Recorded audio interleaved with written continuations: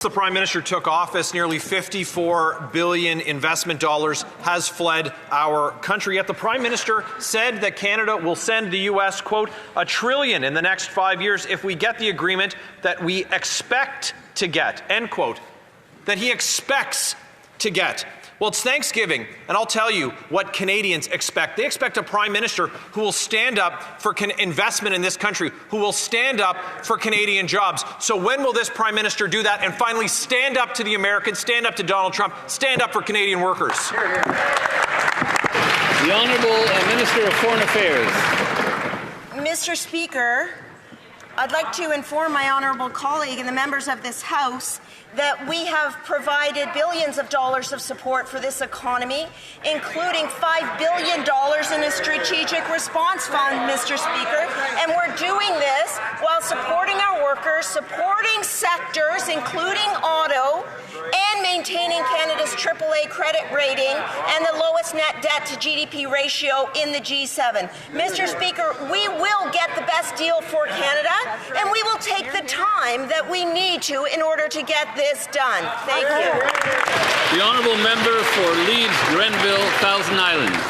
Well, Mr. Speaker, I'd like to inform the Minister that Canada has the fastest shrinking economy in the G7. I'd like to inform the Minister that with this Prime Minister, it's been all about concessions. Back down on their DST, back down on softwood lumber, back down on auto, they've backed down on investments, and they've backed down when our workers needed them to stand up to Donald Trump, like the Prime Minister said that he would. Auto plant closures, steel plant closures, layoffs across this country. Canadians want to know why he's sending $1 trillion of investment to the Americans. When's he finally going to stand up for Canadian workers? The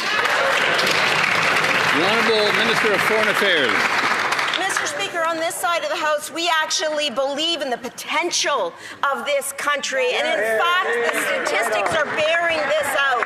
The lowest net debt to GDP ratio in the G7. Inflation and wages are working in Canada's favor.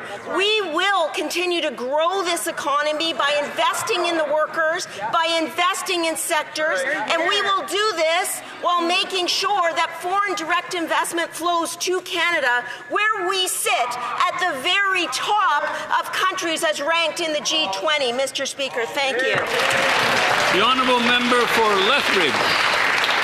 While in Washington, the Prime Minister bragged that his Liberal government has already driven $500 billion of investment south of the border over the last 5 years.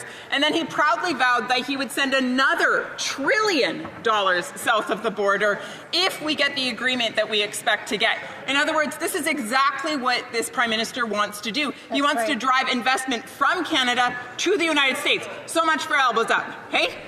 So here's the choice. Does the Prime Minister plan to order Canadian pension funds to invest in the United States? Or does he plan to continue his anti-development projects initiatives? The Honourable Government House Leader. We have this disturbing trend about the Leader of the Opposition making something up, and then members down and up the line, they even add on new and very intriguing figures and facts, Mr. Speaker. We don't quite really understand, can't follow the logic. Here's what I can say the government's doing. It is in negotiations with the United States as we speak. The Minister for Canada-US Trade is there. We're going to negotiate a great deal for Canada, and we're going to continue to build Canada strong, Mr. Speaker. The Honourable Member for Lethbridge. Here's what we know and can't be refuted. We know that Canada has the fastest shrinking economy in the G7. We know that the unemployment rate is the second highest. We know that Canadians are already struggling to be able to put food on their tables and take care of their families. And now we know that this Prime Minister went to the United States of America and promised that he would drive another $1 trillion of investment south of the border, therefore putting Canadian families at a disadvantage because they won't have jobs. What will this Prime Minister do to put his elbows up and stand up for them? The Honourable Government House Leader. Once again, Mr. Speaker, taking the Opposition Research Bureau stuff and just repeating it does not make it true. What we do know, and Statistics Canada would confirm this, is that Canada's economy is in fact growing. And what does growth mean? It means we're adding value to our economy, adding opportunities for workers. Of course we're concerned about job losses. Of course we will continue to defend Canadian workers right across this land. But one thing's for sure, we'll take our statistics from this side of the House, Mr. Speaker.